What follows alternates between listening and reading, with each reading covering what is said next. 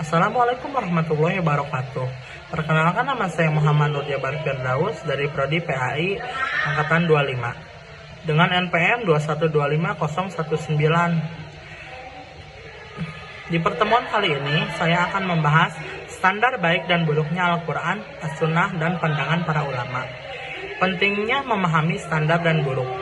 Al-Quran dan As-Sunnah merupakan pedoman utama bagi umat Islam dalam menjalani kehidupan. Memahami standar baik dan buruknya dari kedua sumber ini sangat penting untuk memahami dan mengamalkan yang benar. Tanpa pemahaman yang tepat, umat beresiko salah menafsirkan ajaran Islam. Kemampuan membedakan baik dan buruknya membantu Muslim menjalankan ibadah dan dengan benar dan menghindari penyimpangan. Definisi Al-Quran dan As-Sunnah. Al-Quran adalah kalamullah, wahyu Allah Subhanahu wa Ta'ala yang terakhir, diturunkan kepada Nabi Muhammad SAW melalui malaikat Jibril sebagai petunjuk bagi seluruh umat Islam. As-Sunnah adalah hadis dan amalan Nabi Muhammad SAW yang berfungsi sebagai penjelas dan pelengkap Al-Quran dalam memahami ajaran Islam yang menyeluruh. Konsep baik dan buruk dalam teks Islam. Baik yaitu good, selalu sesuatu yang sesuai syariat dan membawa kebaikan dunia dan akhirat. Buruk yaitu bad, sesuatu yang bertentangan dengan syariat atau membawa madarat. Hubungan adat dan akhlak, akidah dan hukuman Islam. Standar ini menjadi pedoman dalam menilai segala perbuatan. Standar baik dan buruk dalam Al-Quran. Ayat yang sahih dan jelas maknanya, kebenaran yang tidak diragukan, tidak bertentangan dengan prinsip tauhid dan syariat Islam. Mengandung petunjuk hidayah dan rahmat bagi seluruh umat. Tidak ada keraguan pada kandungan sebagai firman Allah Subhanahu wa Ta'ala, membawa kebaikan untuk kehidupan dunia dan akhirat. Standar baik dan buruknya dalam As-Sunnah. Ulama menilai kualitas hadis berdasarkan meningkat sahih, hasan, daif.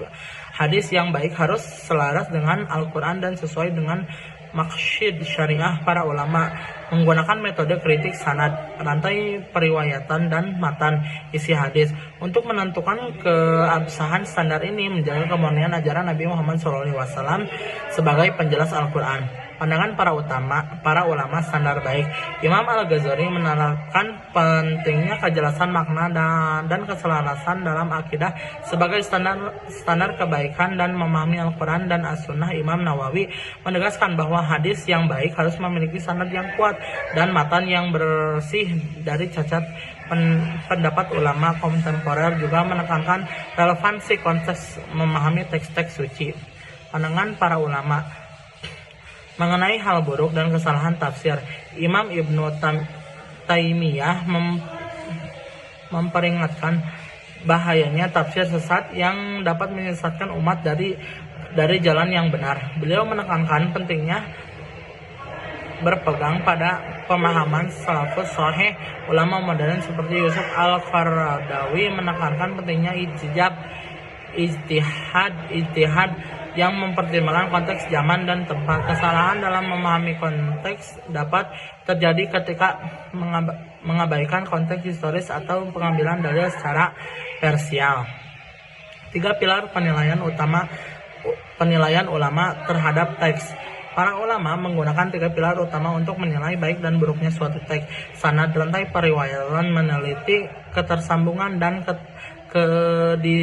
kredibilitasan para perawi hadis. 2. Matan, isi atau konten, menganalisis kandungan teks apakah sesuai dengan prinsip Islam. 3. Keselarasan dengan syariat dan maqasid, memastikan kesesuaian dengan tujuan syariat Islam. Perbandingan standar dan baik buruk. Baik di Al-Quran ayat mutawatir, maka jelas sesuatu tauhid. Baik di As-Sunnah hadis sahih selaras Al-Quran syahid syariah. Baik dan buruk keduanya tafsir keliru, hadis palsu, bertentangan dengan syariat. Tantangan dalam menentukan baik dan buruk.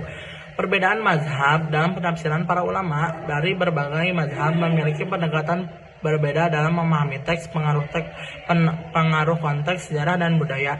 Memahami teks dipengaruhi oleh situasi zaman dan tempat di mana teks tersebut ditafsirkan. Perkembangan ilmu hadis dapat ditafsirkan metodologi terus berkembang seiring waktu mempengaruhi cara penilaian, kesimpulan, dan refleksi. Standar baik dan buruknya sangat penting untuk menjaga kemurnian ajaran Islam dari penyimpangan dan kesalahan tafsir. Para ulama menggunakan metode yang ketat dalam menilai Al-Quran dan As-Sunnah, meliputi analisis sanad, matan, dan keselarasan dengan masyahid syariah.